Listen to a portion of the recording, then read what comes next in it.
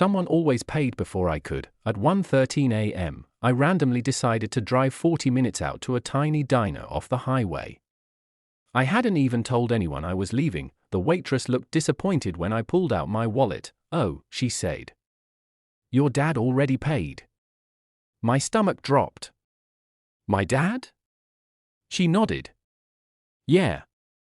Quiet guy. Sat in the corner booth. Said you'd be tired and should order the chicken soup."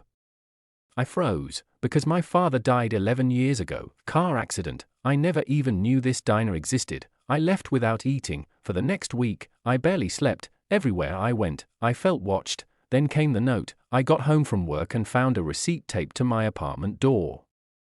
Just a receipt from a convenience store. At the bottom, written in blue ink, "You look more like him every day." No name, no explanation. I went to the police. They asked if I had enemies, an ex-boyfriend, a stalker, a relative. I said no. The officer looked exhausted before handing the receipt back. "Until someone threatens you directly," he said, "there's not much we can do."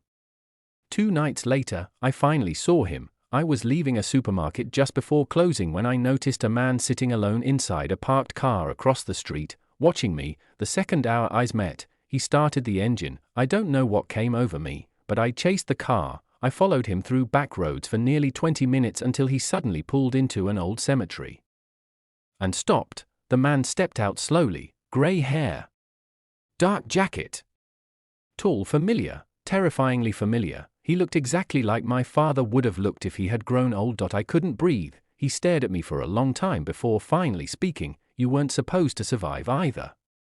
My blood ran cold. "What?"